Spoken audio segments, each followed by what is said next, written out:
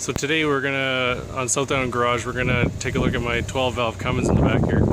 I'm gonna pull the injectors out because I just bought the truck and I want to make sure everything's clean. We're gonna take them over to a fuel shop, have them test them out. They're about 20 bucks a piece to test. And that way, you know, because we've got some long trips ahead of us, we want to make sure our truck's gonna last.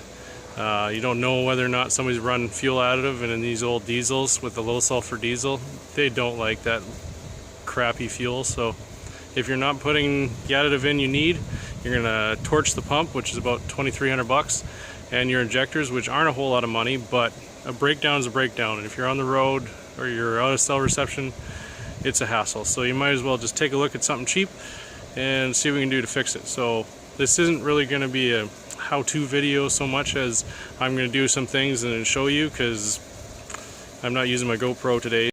6 times a year, these giants battle each other for top placement in Japan's most beloved traditional sport, sumo.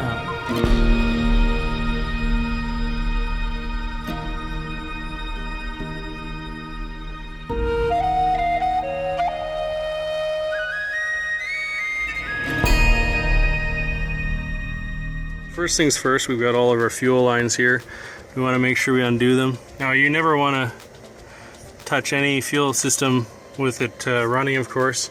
You can cause severe damage to yourself, so we want to make sure it's off. And another thing we want to make sure, other than we've got our socket set and wrench set and your favorite ratchet, is that we grab some masking tape when we start labeling some of these lines, because we do not want to forget where all this stuff goes, because, you know, it's just time consuming. And in today's life, we have limited time to do anything, so I'm gonna go grab some masking tape. I'm gonna start taking these lines off, and we'll go from there. So now we've got all their connectors off here, these little things. So they're 2-piece, obviously.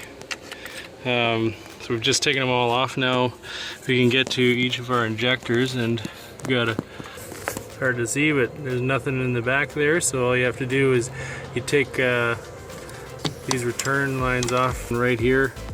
This is your return lines, and between each injector. So we want to make sure that those get taken off before we take out the injectors.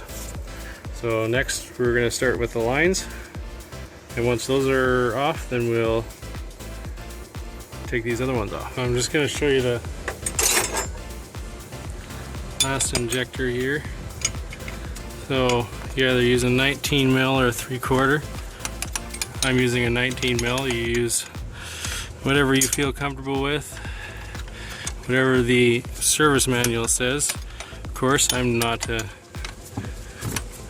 Cummins certified engine mechanic, so whatever Cummins says to use. Now we have the injector undone here. Now we have to try 15/16. We've got the line up out of the way.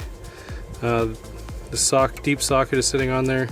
We've broken it loose. Now we're just getting the nut to come back off. And once we've got to a point where we can get in there, then we can slide it off the injector. Right here where my finger is, you can see this nut here. It's really hard to watch what I'm doing here. You sort of wiggle it back and forth.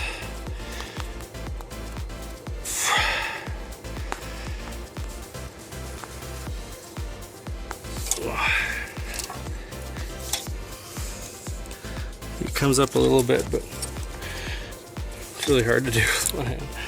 That nut's off. Now, one way to get these injectors out is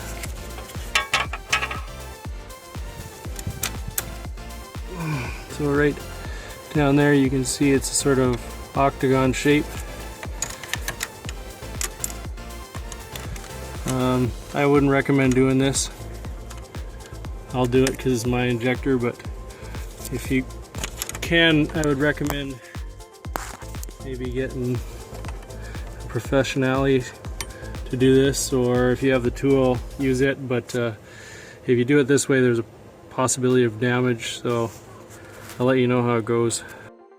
So there you go, the Injector is out, and it's the only one that doesn't have a damaged O-ring. Injector is not too bad on this thing. Doesn't look too bad anyways. Well, it's a bit of carbon. So it's a good thing we're pulling everything out, sending it out. So this injector, as you can see, just by me taking it out, you got some teeth marks and stuff like that from the socket. This nut goes over top of everything and then bolts it all down. So now I'm going to stuff a glove in here, make sure that no dirt or anything gets down inside the cylinder. I don't like rags because they create more worse things than good. So anyways, I'm going to throw that in, tape it up like I did here, and then mark all the bags, and we'll take them in and get them done.